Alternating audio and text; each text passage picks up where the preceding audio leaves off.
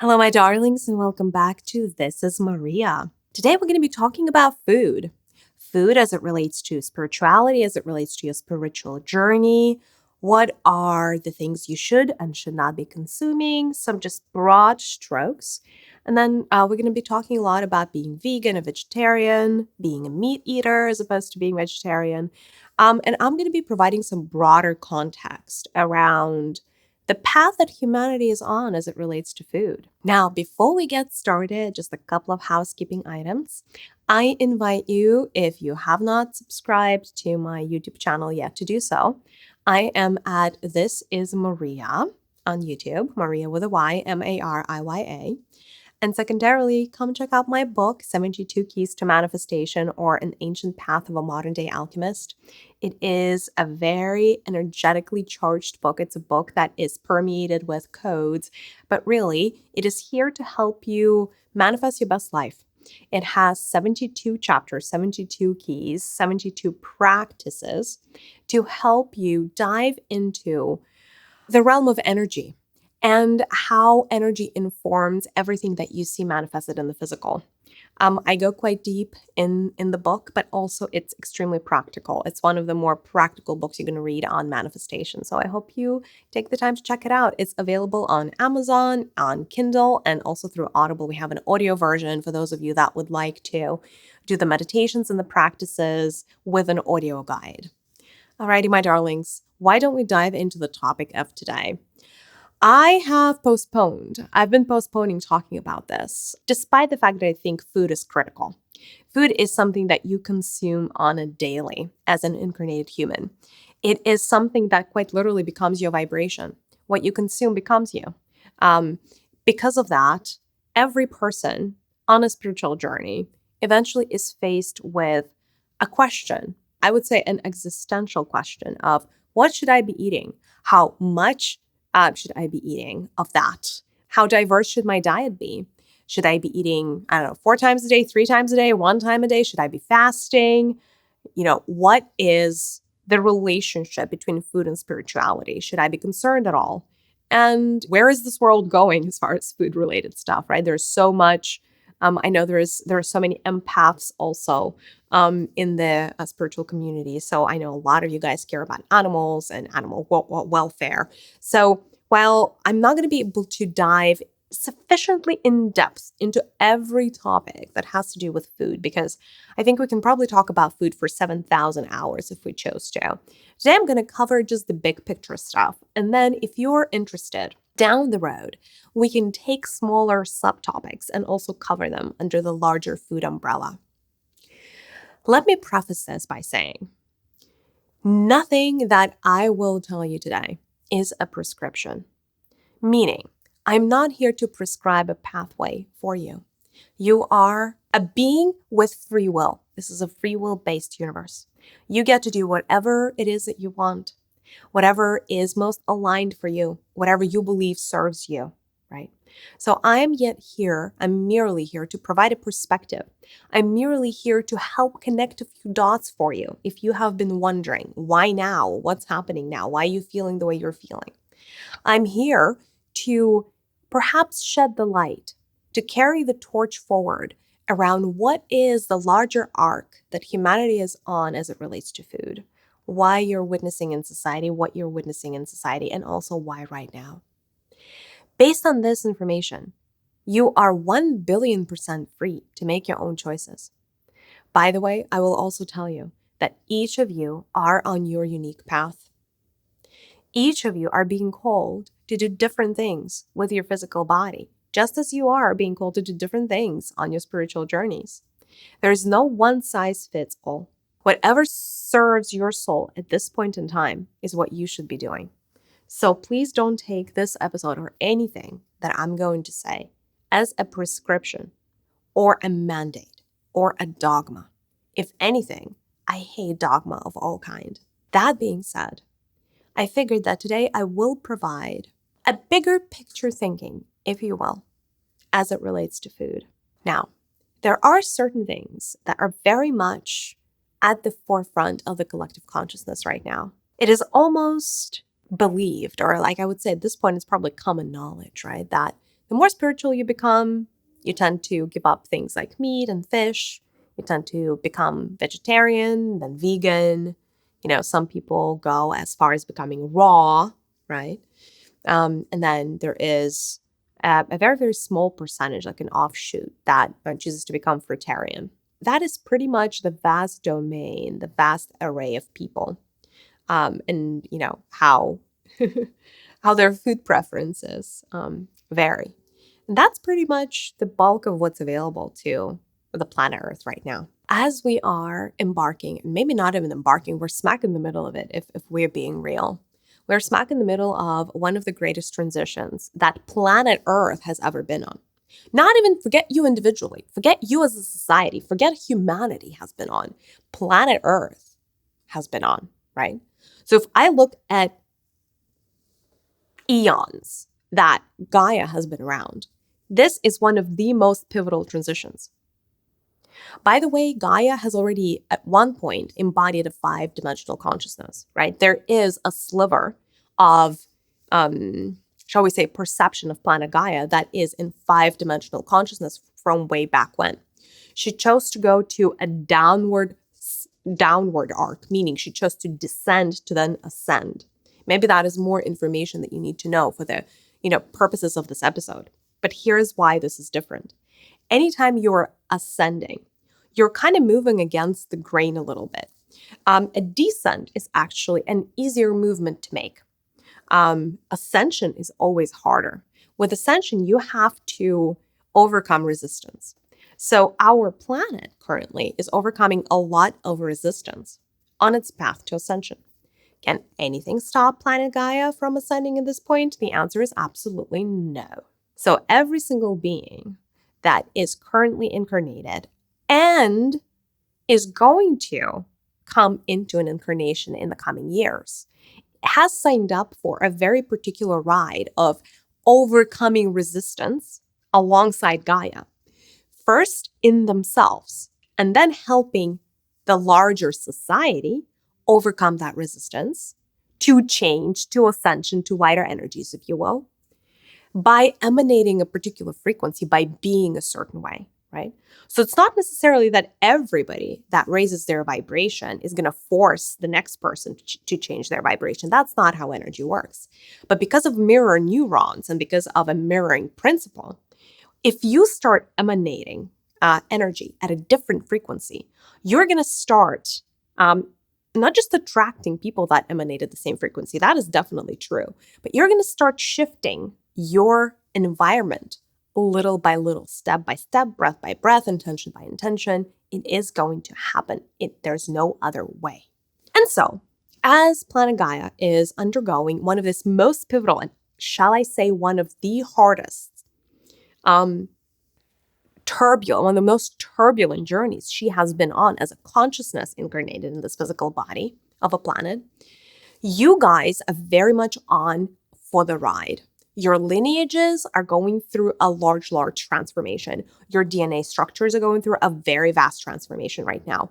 Literally, you are not going to leave this transformation the way that you found it.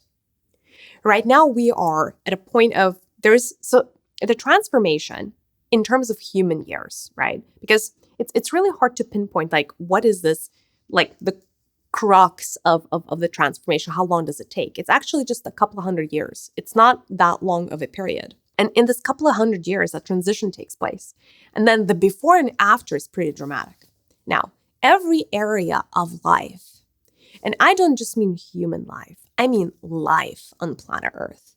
Every species is undergoing an upgrade.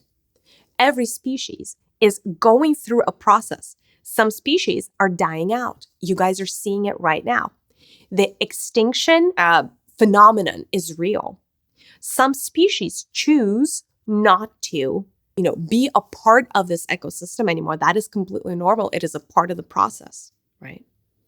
Because if we think about a 3rd-dimensional and 5th-dimensional cycle, they are, by cycle, I mean that the Earth is going through a 3rd-dimensional cycle, then it ascends, goes through a 5th-dimensional cycle. Those cycles are very different.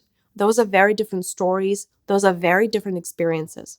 Certain species subconsciously and consciously have opted out of being in 5D. It is completely normal. Every species has free will. Whether that is an amoeba species, that is a bird species, that is a plant species, it doesn't really matter. Everybody has free will. Now, to which degree you're aware of that free will is a different story, almost like its own episode. That is not what we're here, why we got gathered here today. So the reason I start this far, and you probably expected me to be like, okay, let's get straight to foods, eat this, don't eat that. Not going to serve you. This is not going to serve you. What's going to serve you is to understand the bigger picture. What is happening? What is happening is you have signed up for the ascension ride. What does this mean? Everything about the human society is going to have to be re-examined, re-looked at. And certain things are going to have to be scratched entirely. One of the most important transitions is going to happen at the physical level. Our physical bodies are going to be transformed, make no mistake. The physical bodies are going through a large purge, healing, cleanse, detox. Not for nothing, you guys. Out of nowhere, you are getting all of these, like the cleanse 10 years ago was barely a thing. Now there are like liver cleanses, there are, the celery juice cleanses, everything. They're coming out of the woodworks. Now people are talking about parasites, physical parasites. They did not talk about that just a couple of decades ago, let me tell you. There are a lot of things that are shifting around how you guys are experiencing physicality. There are more things that are going to be shifting, and I will tell you why. Because I think as soon as you understand the why, and as soon as you understand the larger happening, it will be easier for you to understand the microcosm. When you understand the large, it's easier to understand the small. When you understand the small, it is easier to understand the large. It works both ways. One of the Hermetic principles, as above, so below. So, a lot of things are shifting around your physicality. You may have noticed that the past few years have been physically challenging for you. Now, not all of you have experienced the same phenomena. Think back to the pandemic. Think back to COVID-19. Enough of you experienced getting sick with COVID-19. All of you experienced a different level of being sick with that virus. Some of you had it really bad. Others had it for a couple of days and it was gone. So your physical bodies are already starting to show you that they exist within a spectrum, right? The virus is the same, but it doesn't impact everybody the same way. It really hit some people and it really didn't others. That it was just one way of visually kind of showing you that you guys are not created equal. You are extremely different. There is a range, right, of bodies. There is a range of physical symptoms. There is a range. So you guys, all of you exist along a continuum in terms of your physicality. Now, let's drop the continuum for a quick second and let's look forward around what's going to happen. The Schumann resonance of planet Earth, the Schumann resonance is the overall vibration, the frequency at which the planet vibrates. It's almost like the sound of planet Earth is changing. It is rising. It's going to continue to be rising. Planet Earth is like a rocket ship going into space. It is taking off. It's ascending, right? Movement up. That means that the Schumann resonance is going to continue to be elevated. Now, not only that, but on top of everything else, you guys have noticed that the solar activity has been through the roof. It's been crazy. It's going to continue to be crazy for the decades to come. It's not going to disappear tomorrow. The solar flares are not going anywhere. And it is not because some big guys are out to get us. It's not because of the deep state or any of that. It isn't and isn't. There is a method to the madness of what's happening. Ascension as a process, planetary level ascension, is a very precise process. There are stages to it. And it's almost like regardless of which planet you could have witnessed, you could be witnessing ascending from 3D to 5D, certain things, certain phenomena are going to be exactly the same regardless of which galaxy you go to. And one of those things is the physicality is going to have to shift. Our physicality is changing. So where I'm going with this, whether you'd like this or not, the change is here. The change is accelerating and more change is coming. Does it mean we should be scared? Absolutely freaking not, you guys. I would never give you information to make you scared. In fact, I am giving you information for you to be empowered, for you to find your power, for you to find your understanding, for you to get that seed of wisdom that you can plant inside of you to grow a beautiful garden of knowing. That is why. Not to create any type of like, oh my God, let's drop into the root center and let's all be afraid. No, we should not be afraid, but we should understand. Because the solar flashes are coming for you whether you'd like this or not. The Schumann resonance frequencies are coming to you whether you'd like this or not. And other things are coming as well. Good and bad and in between. All of it. Meaning, you can't escape the change. You can resist it. And by the way, even planet Earth is resisting change right now because she was comfortable for a time in third dimensional consciousness, in third dimensional density, in third density, right? Now she's moving to fifth density and she's going to have to drop a lot of baggage, right? So if you're experiencing the resistance, you're in good company. So don't make yourself wrong for feeling, gosh, I just wish things just went back to how they were. That's normal. That's normal. Because you cannot really change the happening, meaning you don't get to vote on saying, hey, the sun, can you please come down? You cannot necessarily vote right now in your physical body for Earth to not move to 5D. Unfortunately, or fortunately rather, that ship has sailed. Like it is what it is, right? And that's an empowering thought. Because with that, we know what's going to happen. We know what is already happening. We can adapt. Humanity is incredibly adaptable. If you only guys knew what to adapt to and how to adapt, you could adapt tomorrow. So the whole premise of this episode is to help you adapt to what's coming. And the shifts are going to have to start with the physical body.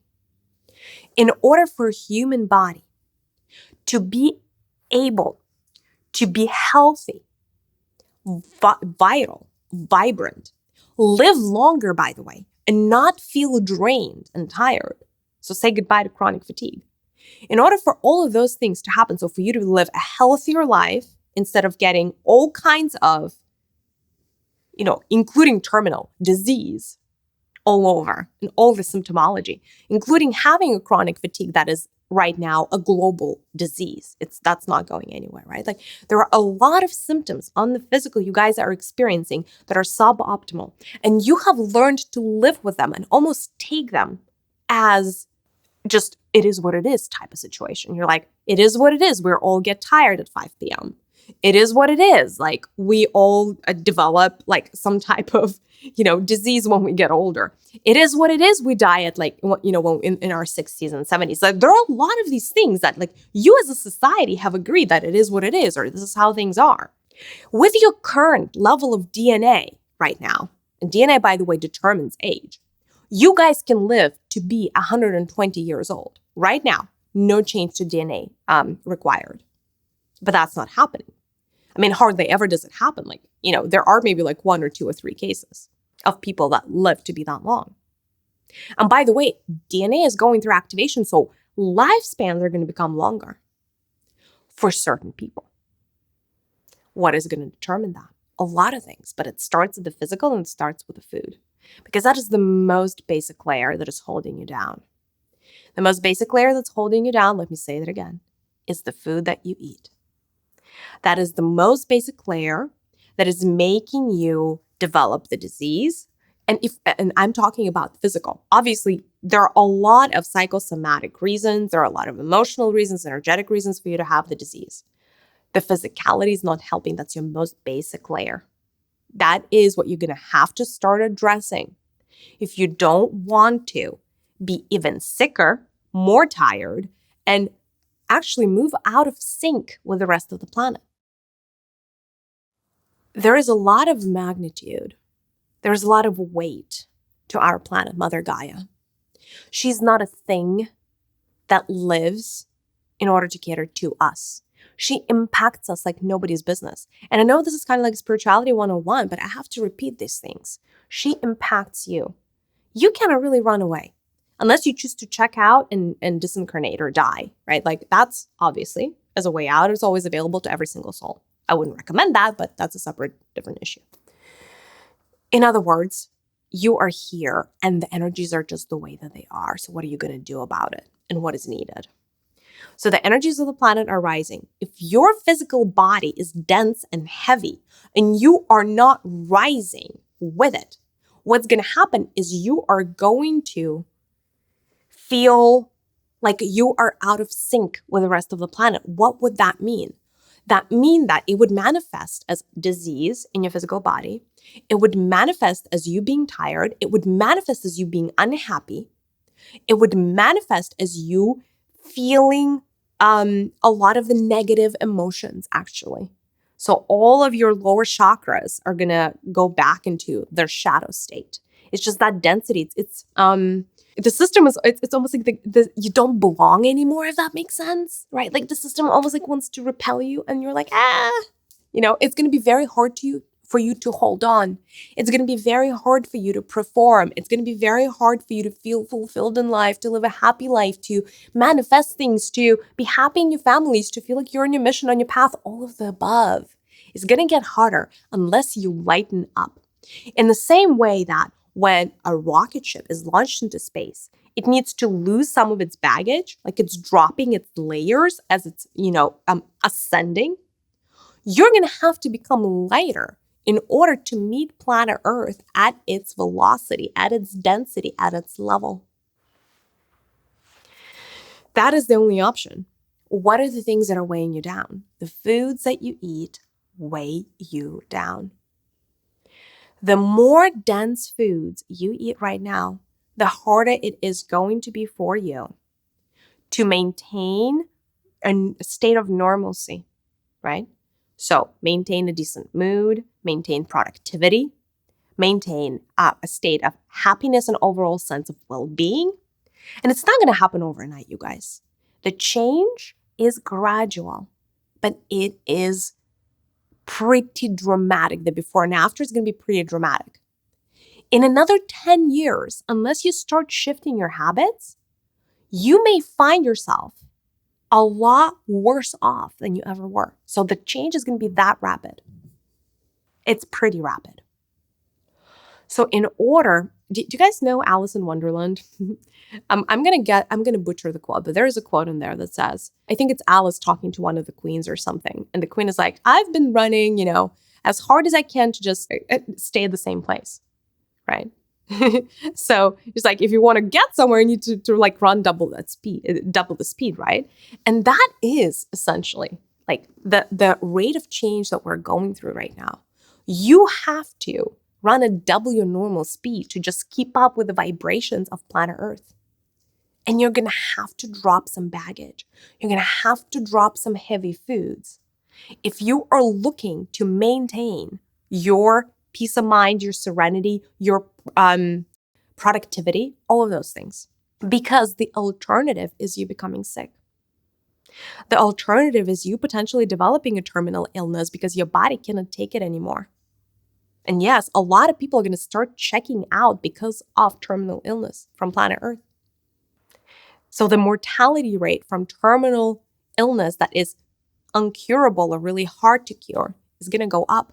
Not because, at face value, like, all of these things are happening. I mean, yes, the things are happening, like a lot of things are happening, but because your vibrations no longer match the frequency of planet Earth. You're no longer a match to this planet. And so you're going to be kicked off the curb, if that makes sense. What is right now, like short term? We're going to talk short term. We're going to talk long term. For optimal performance right now, what planet Earth is right now already in vibration, you guys, is vegetarian going into vegan. That's what planet Earth is right now, vegetarian going into vegan. These are the people that are going to feel the most optimal right now. Down the road, more. So what, let me take a step back. because now I'm getting this whiff from the collective that you guys feel like I'm judging you. I'm not. I'm not. I'm not. You guys, you can eat whatever it is that you want to eat. If you choose to consume animals, if you choose to consume fish, if you choose to consume eggs, etc., that is your birthright. I will say that again. It is your birthright. You can do whatever it is that you want to do.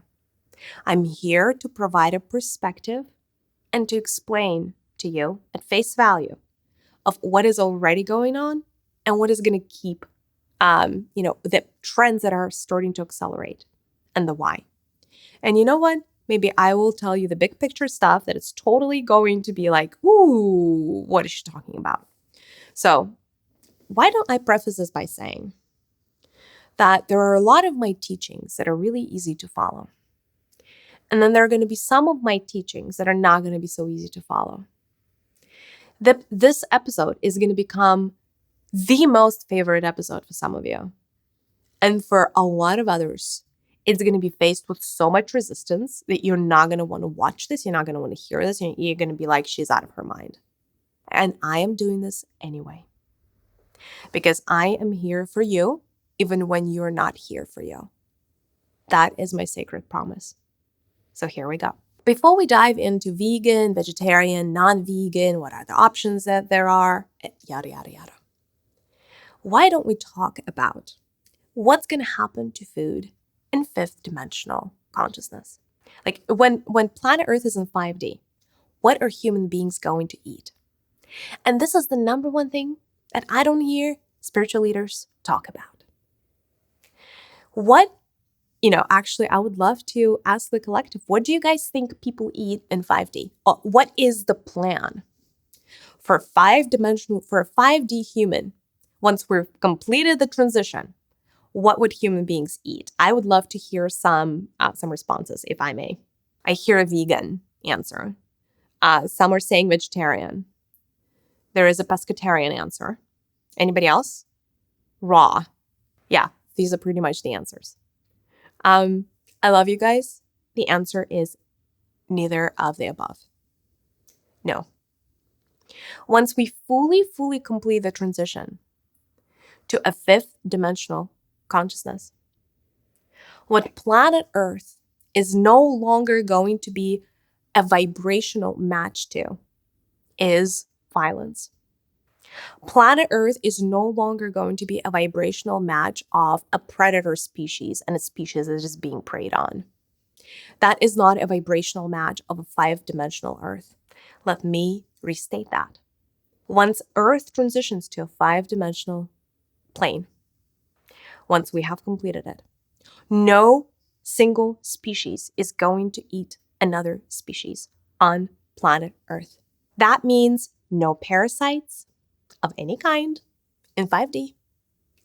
That means no carnivores of any kind in 5D. That means no herbivores. Ooh, look at that! No herbivores in 5D? What the hell did we get into? And you guys are really, really troopers if you're still here. What am I saying? So I am saying that in 5D, we're not going to eat animals or plants of any kind. What are we going to eat then? Isn't that a billion-dollar question? What do you think is left? I'm starting to get some really, really good answers. For those of you that study theosophy or read Blavatsky, you guys would be familiar with the fact that another thing that is meant to happen during this transition is our DNA is going to change. The human DNA is going to change to such a degree that we're going to be almost like a whole new human, a whole new version of human. The version of human that is going to come forth is not even going to be called Homo sapiens. This is going to be an evolved species.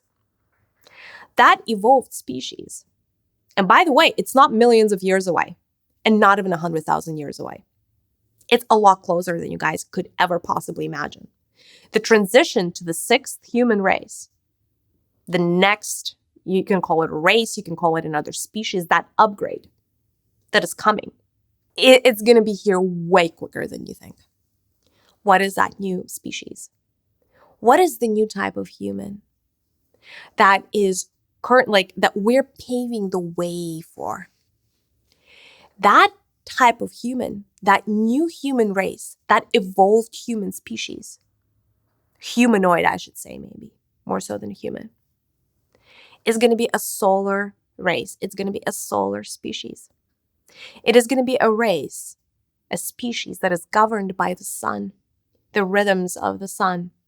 That is why we're being bombarded with all these solar codes right now, not for nothing, you guys. We're being prepared. Our DNAs are being activated because they are going to have to develop some new strands. Maybe not develop, but those, I guess they're as good as dormant or as good as dead now. Yeah, those strands are going to have to be activated. We're going from a 2-strand DNA structure to a 12-strand DNA structure. And that solar human is going to eat prana. Solar prana in particular, not any kind of prana. So the transition, the arc that we're going from is a meat-eating human right now that eventually is going to turn into a solar prana-eating species.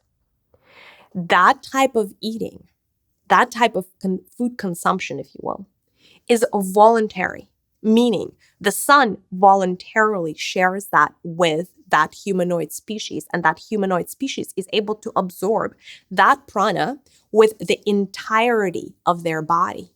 So not necessarily the mouth. That's not how you're going to consume food. It's going to be through skin, through the pores, essentially. That's what eating is going to look like. And it's actually going to feel a lot more like being charged, like charging a battery. Do you guys know these charging devices now? I think Apple has them, where they're almost like a plate, and then you place the phone on top of the plate, and then the plate kind of just charges you. You almost don't even need to plug things in anymore. Well, I guess you do for the device itself, but not for the phone, if that makes sense.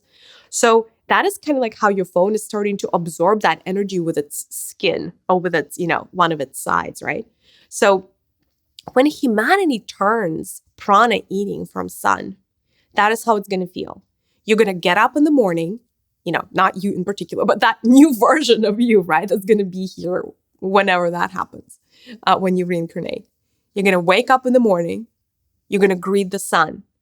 It's the solar connection, by the way, is going to be third eye to third eye, right? Like with your third eye. By the way, telepathy is coming for humanity in 5D. Telepathic communication and communal living. It's going to be like telepathy is going to exist between the humanoid species. And telepathy is going to exist between you and the sun. Telepathy is going to exist between you and other living beings around you. Full telepathy. Full being able to talk to creatures around you. Plant life, animal life, doesn't really matter. Elementals, ooh, how about that? Expanded perception is coming. Expanded vision is coming. You're going to be able to see way more things at way more frequencies than ever before once the transition is done. So the sun, it's going to be the charge.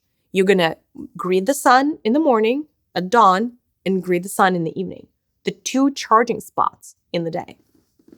And you're going to be charged by 2 of these energies, and you're going to be done. That's going to be the eating twice a day. That is what has been written, pre-written, into the fabric of this transition. By the way, it is the choice of planet Earth that this is how the feeding would take place in 5-dimensional consciousness. So, how does that transition usually happen, right? We're moving from very dense way of feeding, right? And from a very dense vibration where there's a lot of predator-prey type of emanation, right? Happened and has been going for thousands of years here on planet Earth into completely voluntary exchange, no parasitic nothing, symbiotic relationship between you and the sun. Pranic eating from the sun. By the way, it's going to be just as feeling, actually more feeling than your physical food right now. Now, this is very lofty, But I wanted to give that perspective to you guys because A, I think you're ready. B, so that you know what is the arc that you're on. Because you're starting to see the signs there's something in the water and you guys don't know what you're even seeing. You think that veganism is where it's at. I'll tell you, veganism is a very, very, very interim step. Not the end game. But it's the step in the right direction. It is the step in the right direction because you cannot go 0 to 100. It's impossible. We are meant to be moving gradually.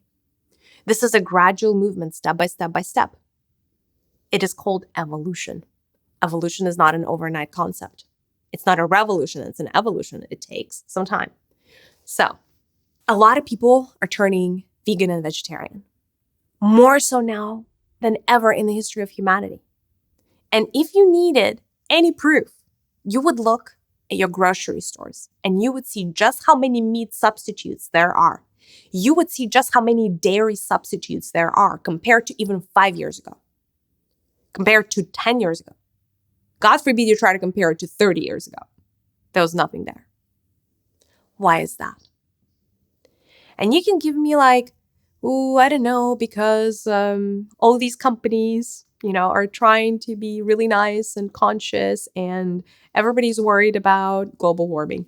No, big companies are not necessarily worried about global warming, I hate to say. There's a lot of lip service going on. But in business, always, if there is demand, there is supply.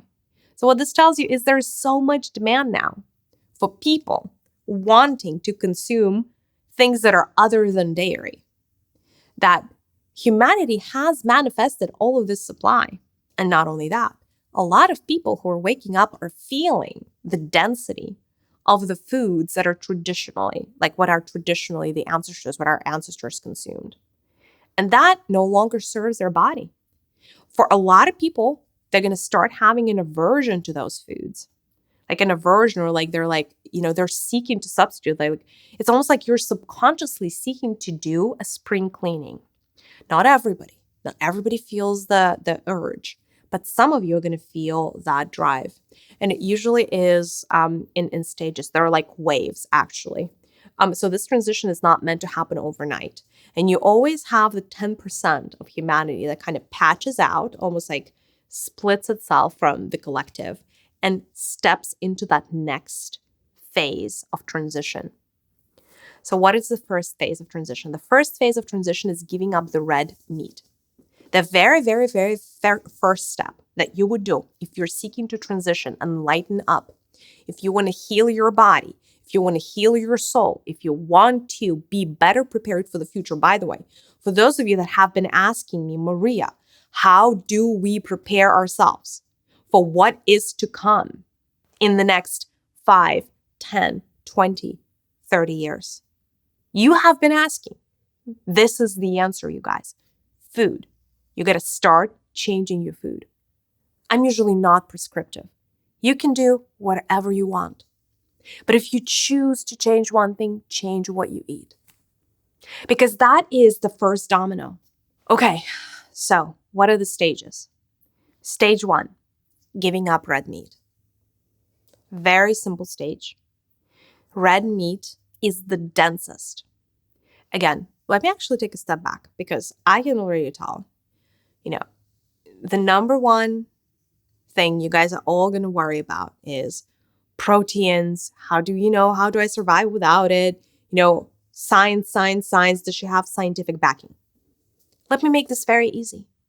There is going to be absolutely nothing in this video about science backing because science doesn't know what's going on. I hate to say this, science doesn't know that human beings are supposed to turn into prana-eating species. And if you find a scientist that knows that, they're probably no longer a scientist. They probably have moved on with their lives.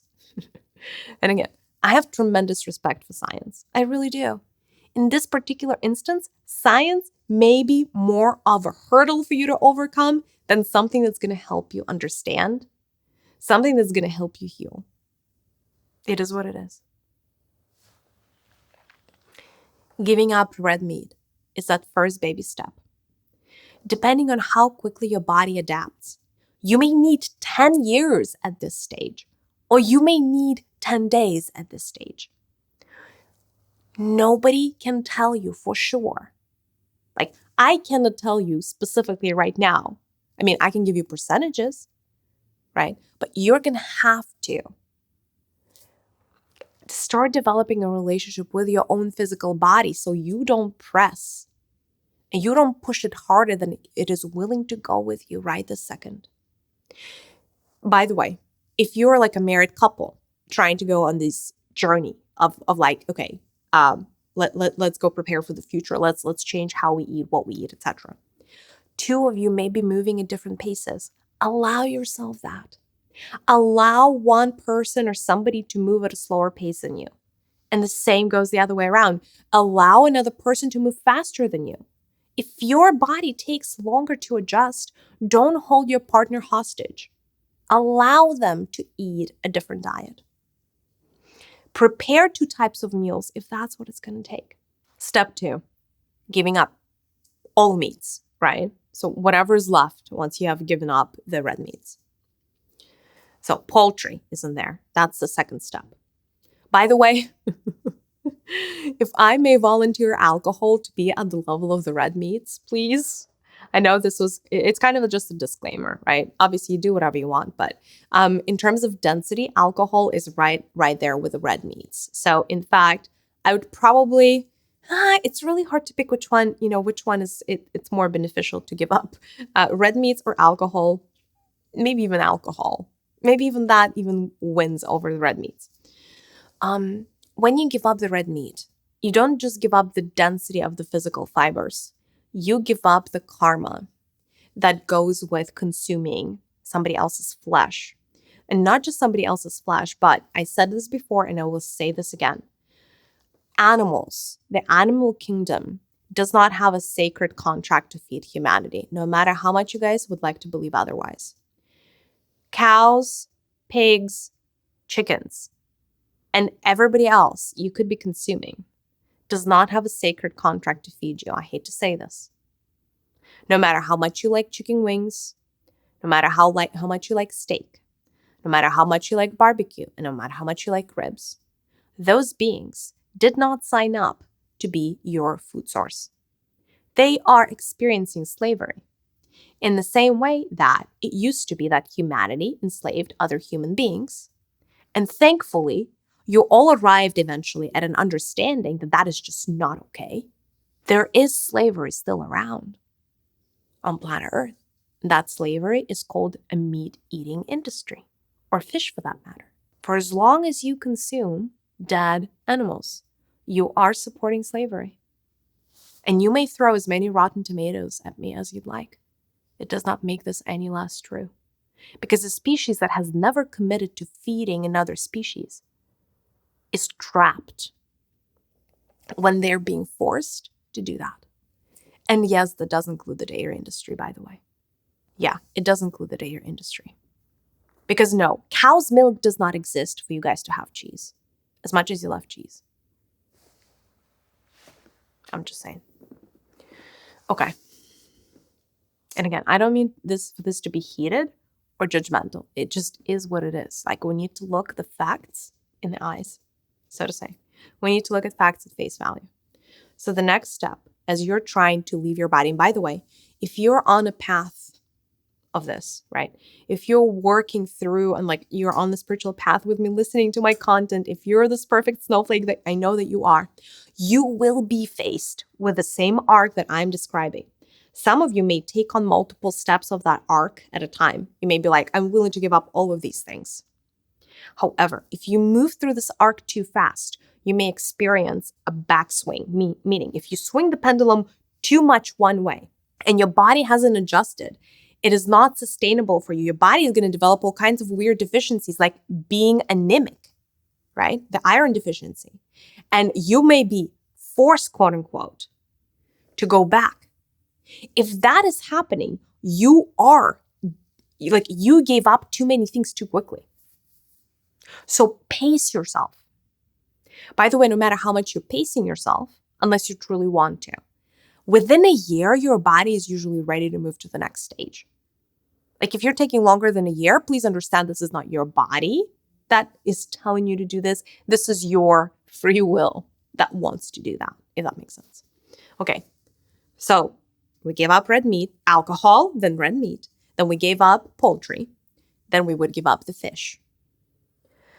I would say probably the fish, yes, the fish, and then the seafood would be the next step. Although arguably fish and seafood could also be the same step for a lot of people, but we can say, okay, like fish, like fried fish especially, right? Like all your salmons, all your tunas, canned tunas and all of that, your fried fishes, all of them are here. That would be the next step, like in terms of density. Then it would be the seafood.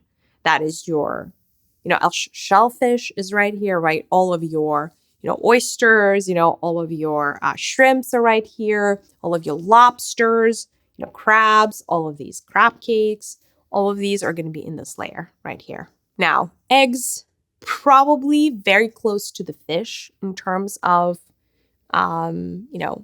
density, right? So I would say maybe fish and then eggs, right? We didn't really get into dairy. I would probably put dairy right after fish. So that's where you're going from being vegetarian to being vegan, right? You would need to give up the dairy. What happens then? And I think that's probably where a lot of you are going to have a lot of confusion. What happens once you reach to the level of once you're vegan? And by the way, a lot of you already perceive vegan to be so strict that it's very hard for you to fathom how you could eat less than vegan. What else is there? Where's the joy of life? And you would actually, guys, you would discover that when you live to eat, not eat to live, when you live to eat, meaning you consume food so much, you're missing out on so many other things that you could be experiencing. If you allowed your body to shed all of the heaviness and experience true spiritual bliss, you're missing out on all of that. There are layers after you're vegan that are going to prepare you for what's to come. Now, there are still 10 to 15 years that we can be in the vegan vegetarian arena as a society and be completely fine. If you're vegan and vegetarian right now, you're perfectly fine for the next 15 years. At which point, the intensity of solar flares may be to such a degree that you may want to go to that next step, to that next phase. What is that next phase? The next phase is giving up gluten. That is the next step. After you have become fully vegan, is giving up gluten. By the way, when you're fully vegan and you're still consuming gluten, you ain't that healthy. In fact, if you were, there are varying degrees of healthy, but gluten is extremely bad for human bodies. So if you want to keep lighting things up, giving up gluten would be the next frontier. Right alongside gluten, what you would want to give up are things like rice and soy, or soya, however you want to call it, and corn. There is nothing good for the human body about corn at this point. Corn is not good for you guys. I hate to say this. And I'm not even talking about processed corn. You want to hear what the next step is? People are like, oh my God, Maria, there is a next step. Are you kidding? The next step is giving up nightshades. I said it. Who are nightshades? What are nightshades? Nightshades is a subsegment. It's a species. It's a subspecies within the plant family. And it contains your favorites, such as potatoes, tomatoes, red bell peppers, and eggplant. That would be the next step. And herein lies a big misconception around where a lot of vegans get trapped, where a lot of vegans actually become less healthy, not more healthy. And that is the step that may be the hardest one for you to take yet, once you're ready, whenever you're ready. What is that step? It's giving up gluten and it's giving up nightshades. Gluten is what it sounds like. It's glue. It glues a lot of things inside of you together. It prevents your body from eliminating toxins. It prevents your body from a lot of other things, such as absorbing nutrients. Because of that, a large chunk of what you eat does not get absorbed by your body. So you are consuming the food 3 times a day. It gets into your system that is so inundated with gluten that gluten rise, by the way, in soya. Same thing. Like it has the same effect. Gluten rise in soy. Corn to some degree, right? So if you're like, okay, I'm gluten-free, what's your point? You may be gluten-free, but if you're still consuming, rice, or you're still consuming soy, even in the soy sauce form, that's still, what I'm going to say next still holds true. Your body can't fully detox. Your body cannot fully absorb the nutrients. So 80% to 85 to 90% of what you eat is going to end up, where? You're going to eliminate it out of your body. The good stuff, right? And some of the bad stuff is still going to remain in your intestines, et cetera, et cetera. Because the gluten, it like clogs everything. It's just like this gluey mess inside of you that, yes, when you're consuming breads and croissants and, whatnot, baguettes, it tastes good. And all these pastries, they taste really, really good. If you only could see what it does to your intestines, if you could see what it does to your digestive tract, if you only could see how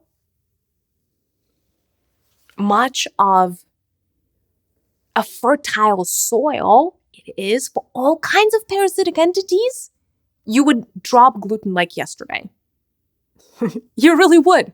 You really would. If I could show you what I'm seeing, I would say 99.99% of you would stop eating gluten tomorrow. You'd be like, Maria, this is gross. In fact, I'll probably have red meat over that thing that you just showed me. I'm just saying. It's pretty nasty, you guys. But nothing is about as nasty as a combination of gluten and nightshades. Again, you guys, nightshades are potatoes, tomatoes, red bell peppers, and red bell peppers, all colors of bell peppers, any kind of bell peppers, whether they're red or pink, not pink, what am I saying? Yellow and orange, whatever they are, green, doesn't really matter, any bell pepper. And, the eggplant. Now, there are other species. It's just like these are the most, there are other plants in the nightshade kingdom. And Google it if you want the full list. Most of them you guys don't consume in such a large degree, right? Sweet potatoes, for instance, are not nightshades. And the funny part is that's even in the name. Do you guys really like something that says like nightshade? Do you think that's edible?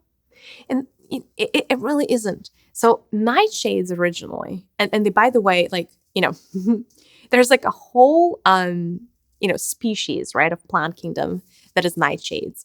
And they're originally, and it still are, enough of them are poisonous.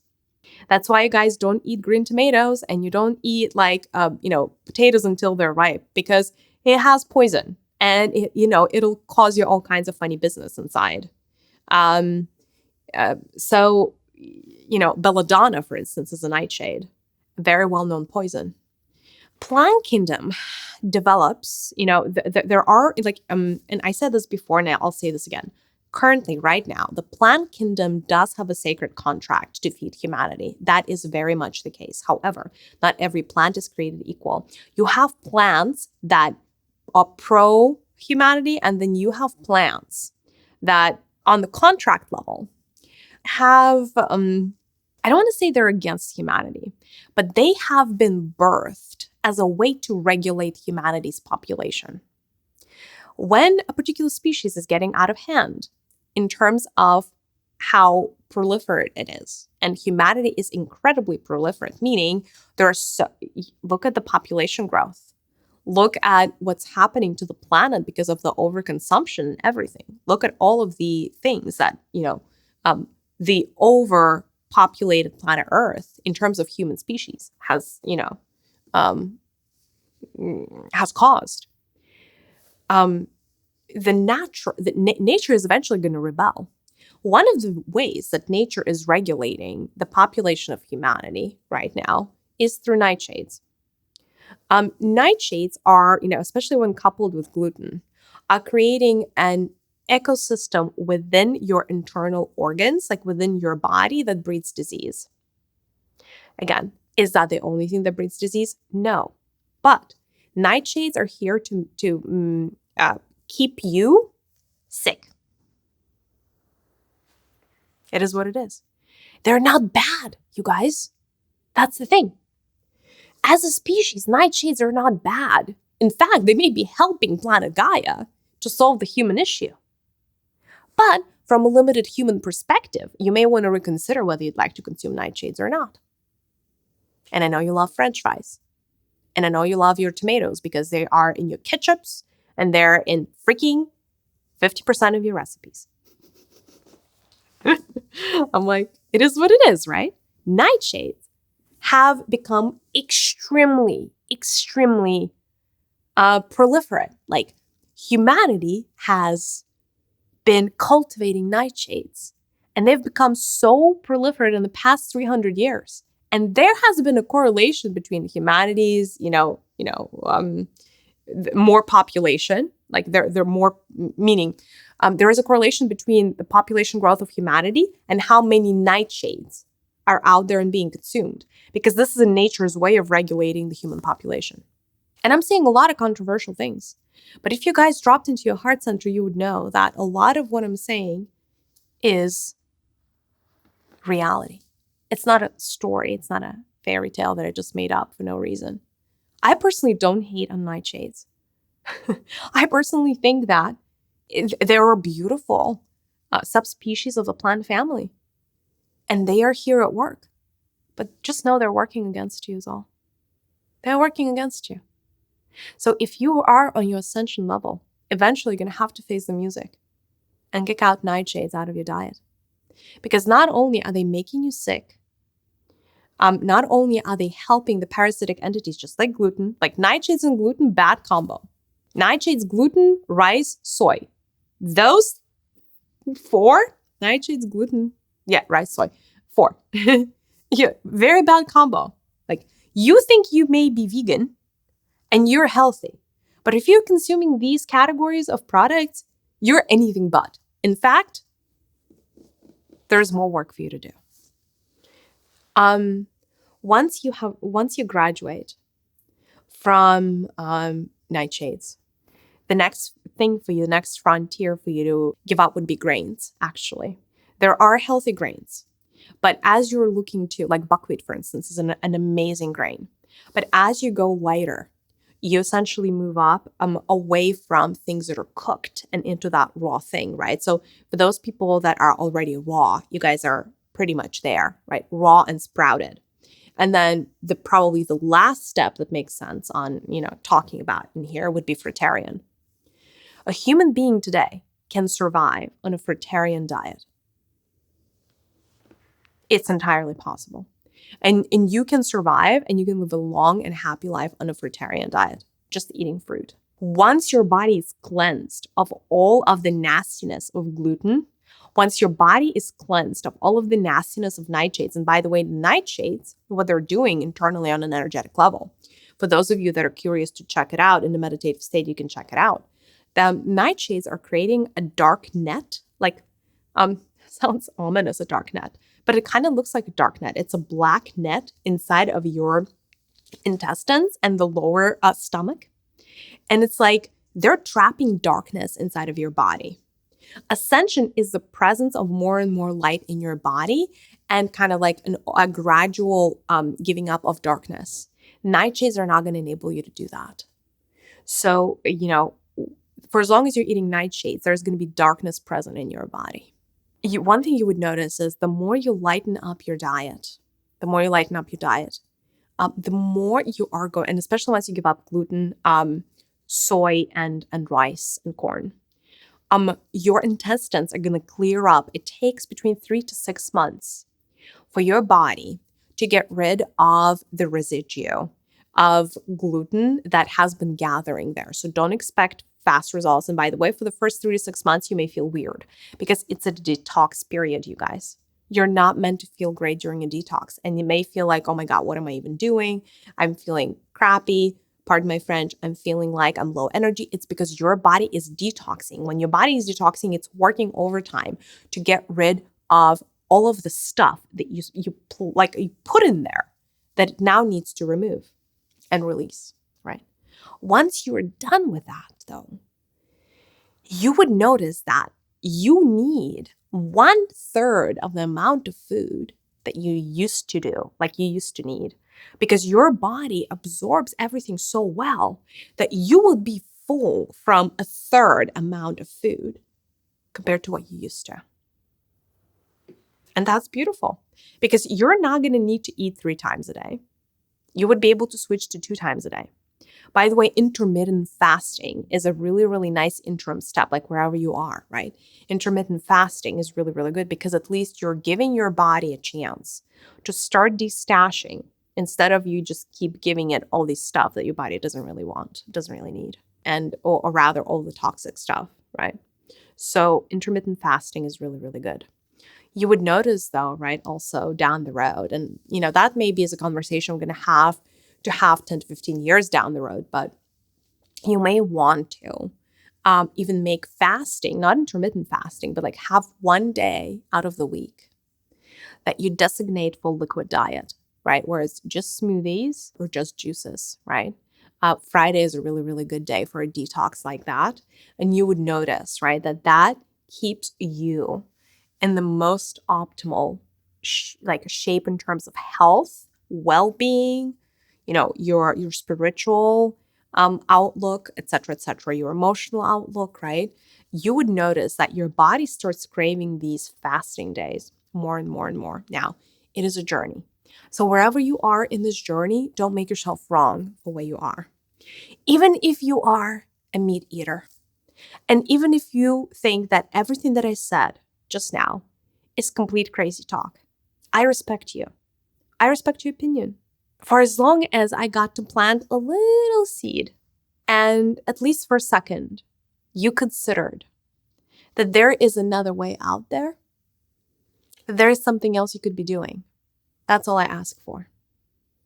And if one day you're looking for answers, for instance, your body is not as healthy as you would like it to be, you don't have as much energy as you would like to have, you feel like you're bombarded by these solar codes and solar flares, and like just in general, like the happening is really, really tough. And you're like, okay, what's next? I don't know. If you start looking for answers, please remember to, whenever you're ready, to come back to this video, because you may find something in here that initially, if you were in a state of resistance, you just couldn't hear. And that may be the biggest gift you give to yourself. I'm ready to take some questions from the collective. Let me just, before I do that, preface this by saying, this was a lot, right? I just kind of, and this was also big picture. This was not meant to be a step-by-step guide on how you become a pranic eater. By the way, right now, the energies of the planet Earth are not such that people can eat prana just yet. Not yet. Maybe for like 1 in a billion, but not for the vast majority. It doesn't mean that that's not what we're heading. So I want to take a question from the collective around this. The question is, what about supplements? Should we be taking supplements? The answer is, it depends on where you are in this whole conundrum. Supplements are most effective when you are between the vegan and the between vegan and raw, like in that range. Because prior to that, like when you're still eating gluten, your supplements don't get absorbed. I hate to say this. Like such a minuscule amount of your supplements that you're consuming would get even absorbed in your bloodstream and would even get to its destination that it's almost laughable. You might as well not bother. And again, take this with a grain of salt. If you are of a different opinion, I respect you. Now, once you have given up gluten and nightshades, ideally as well, that frees up, like after that detox of 3 to 6 months, that is when your body can finally start absorbing all of the goodness from the supplements that you take. That is a decent time to take the supplements so your body can be supported through this transition period. You want to be taking supplements. You want to help your body adjust. Once you turn fully raw, though, you almost don't need supplements because your body got so good at absorbing, and there are no barriers anymore for absorption, that your body should be able to get most of what it needs from your diet. So supplements depends on the stage, if that makes sense. The question is, what supplements should we be taking? Unfortunately, there's no one size fits all. Maybe if you would like a separate one on supplements, do let me know. Maybe in the comments on YouTube, or if you want to DM me on Instagram, that's totally fine as well. Let me know if you want a separate one on supplements. That is a big topic. I don't want to give you like a cop out answer. If you just want like one simple solution, take prenatal vitamins. Those would if you don't want to get into too much, if you don't want to be too sophisticated, prenatal usually has the most balanced, like if I were to give you a general piece of advice, and by the way, I don't care that you're not prenatal, those could still be very, very good vitamins for you. Just because there's a little bit of everything in there, right? And it's kind of like a little bit like run of the mill, instead of trying to provide feedback for each of you individual, which, unfortunately I cannot do in the constraints of this video. I'll take another question from the collective. The question is, so how long before we all turn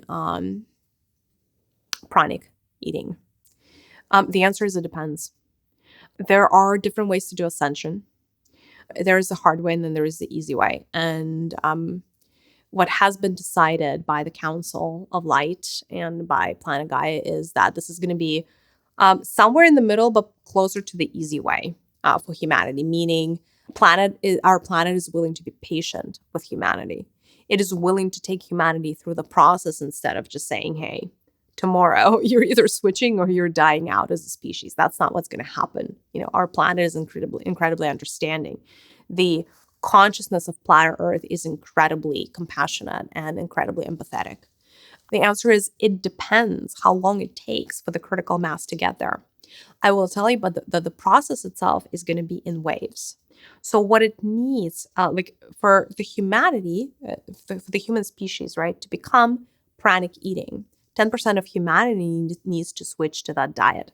Once 10% of humanity becomes something, changes a particular habit, that thing is available to the entire species. That's like what critical mass looks like at the evolutionary level. So once 10% of humanity chooses to switch from consuming plants to consuming prana, and they're able to transition that switch, that is when it's considered that humanity has become pranic eating, regardless of the fact that 90% of humanity at that time may still be on the plant-based diet. And by the way, beings who are going to be pranic eating, their children, their offspring, are going to be born pranic eating already. So they're actually what's going to become atrophied is the digestive tract, the way that we know it. They're not going to have intestines down the road, not right away, right? They're not going to need to, go to the bathroom or any of that fun stuff. How funny is that? How cute is that, right? We have a lot to look forward to, that's for sure. So, but how long? I almost don't want to give you the when, because there is the what's planned, but what's going to be in reality is going to be a very, very different number depending on how quickly the 10% can get there, if that makes sense. I'll take one last question around what I said. The question is, I am still a meat eater and I would like to not become, essentially to become vegetarian. What is your take on things like Beyond Meat and meat substitutes? Can I use that as an interim, or does that, or essentially do you not like that? Or do you not recommend that? I actually think that it is a huge blessing that now there are all of these meat substitutes.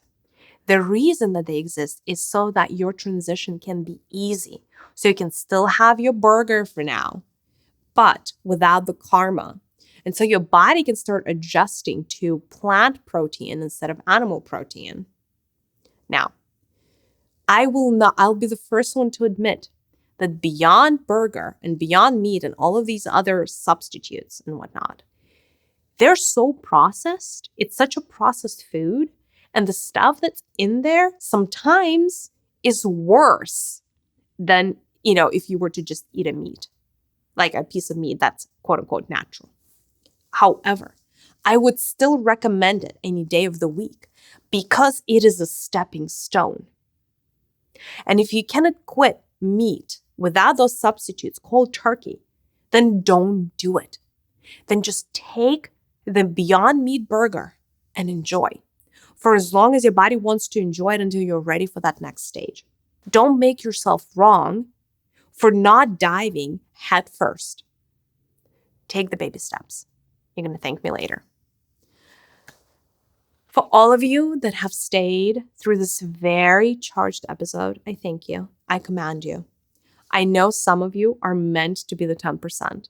I know some of you felt the calling in your heart when you heard this.